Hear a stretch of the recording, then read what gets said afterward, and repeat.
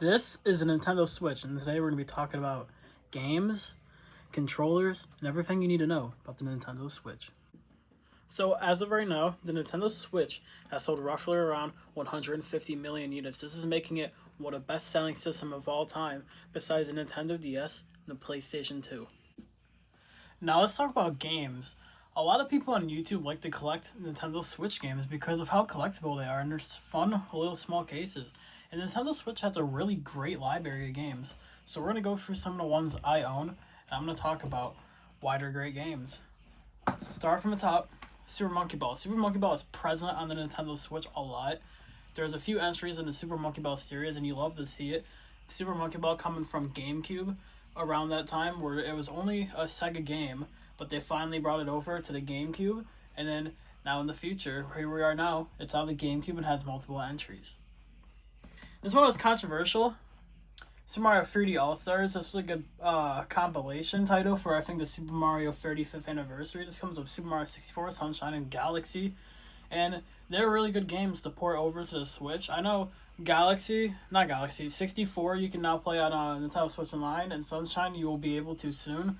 So they're making it more accessible, but if you did manage to pick it up, it's a really fun compilation to play these three classic 3D Mario games.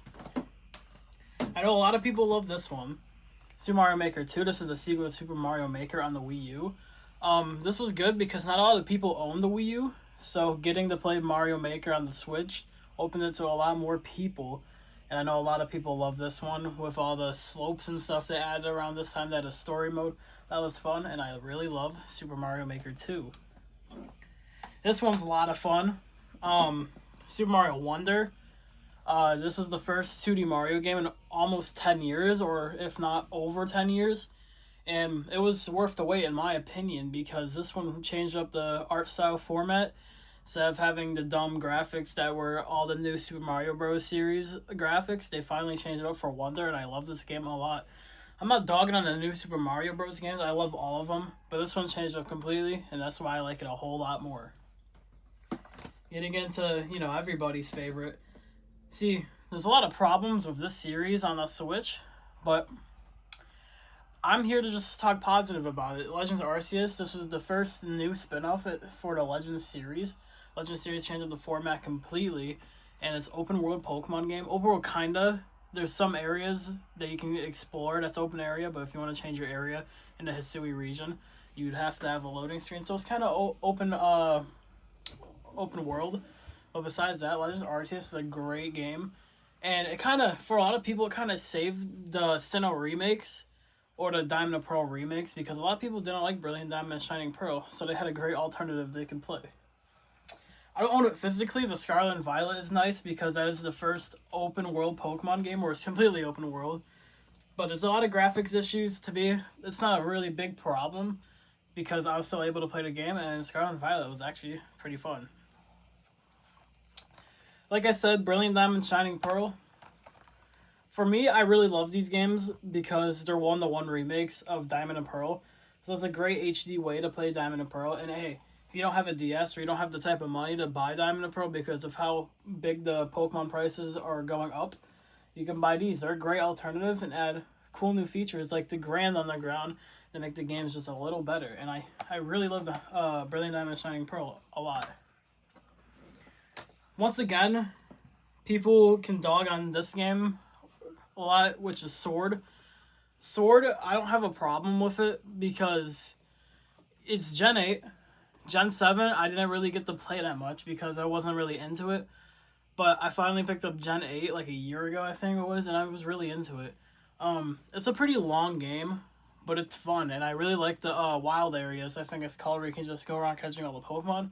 I really love the DLCs where you can get the Galarian Birds, Dynamax Adventures, and Kubfu. That was amazing. Besides that, the main campaign, it could drag a few times, but overall, I never set the game down for a long period of time. Pokemon Let's Go Pikachu. This was a new spin-off, the one and only, where it plays like Pokemon Go. This was probably to introduce people to the Pokemon series, or if you only played Pokemon Go, this is introducing you to the main title games. It was a cool spin-off. This is one of my most played Switch games, and I really like it a lot. It's another Kanto remake. I know a lot of people don't like that, but hey, it doesn't bother me that much because Kanto is a pretty good region. But yeah, this is the longest I've owned a Pokemon game on the Switch before. All the other ones I got more recent. Ori and the Blind Forest is on multi-platform, but it's a nice 2D, like, beautiful looking game. Actually, for this one, I'm not even going to talk about it that much because it's a really beautiful game, and I recommend everybody just go play it. That's all I'm going to say. I'm going to leave it there. I don't want to go into too depth of it. I could make a whole video just talking about the game for so long. New Pokemon Snap, that's what I mean. Another Pokemon Snap entry, this is the second one, and it's nice because it's nice seeing the Pokemon Company, or Nintendo, bring older Pokemon spin-offs to life. So this is a new entry into Pokemon Snap. First one being a Nintendo 64. I'm so glad they made a new one of this because it is a lot of fun. Even if it's just taking photos of Pokemon, it could be seriously fun sometimes. Metroid Prime Remastered. This is fun because, like with prices going up, GameCube games, not a lot of people own a GameCube, and if they do, I don't see people owning Metroid Prime a lot because I think Metroid Prime is going up in value.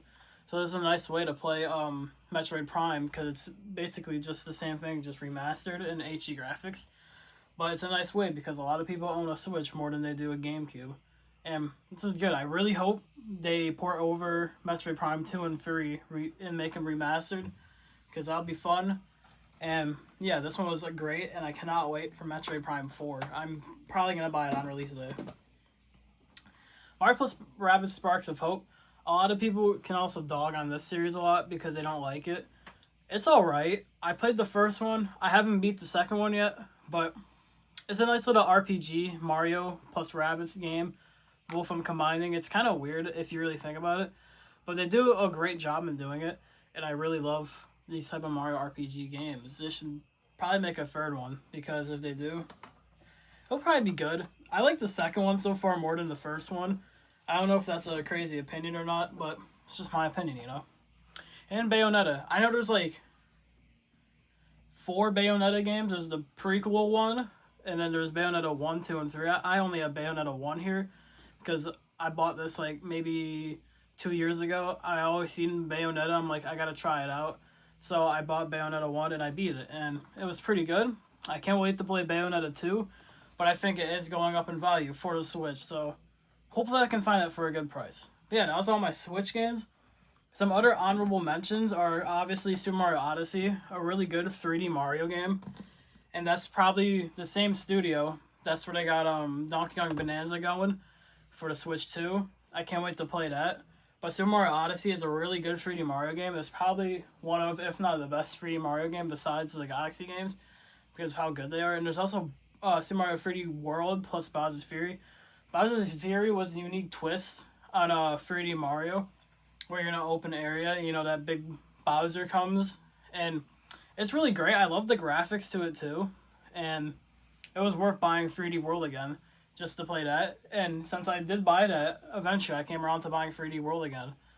I mean, not buying 3D World again, playing 3D World again, just because I bought it for Bowser's Fury. It's also good that they ported that over because, once again, it was originally released on the Wii U, and not a lot of people own a Wii U, and a lot more people own a Switch. So, it's way better on the Switch, and Bowser's Fury is good. I recommend everybody playing Bowser's Fury. Now, onto controllers. The Nintendo Switch uses the Joy-Con controllers on the Switch tablet itself for playing in handheld mode. Joy-Cons are nice. There is a lot of drifting problems with them, but besides my first ones I got many years ago in like 2018, I've never had Joy-Cons drift on me since. These two do not drift, and these 3 do not drift. But this one is my oldest one. Can you see how disgusting that is and cracked? I don't know what's wrong with that one, but that's the only one I had left from 2018, and these 2 I got with my OLED in 2021, and these 2 were just the basic colored ones. I don't know when I got those. Yeah, none of them are drifting so far, which is good. And obviously, with the Nintendo Switch, it is a handheld system, but you can put it on the TV. I'm playing on the TV, unlike other handheld systems that were only handheld. There's one other one right there. But yeah, that was the Nintendo Switch. I absolutely love the Nintendo Switch. It's got me to play so many more games because of the Switch, even games that were multi-platformed. I prefer playing them on the Switch because of how accessible you can play the Switch going places or on the TV. So I love the Switch so much, and I can't wait to get a Switch 2 and talk about the Switch 2 right here. Thank you guys for watching. Kind of like, subscribe, and I'll see you guys later. Peace out.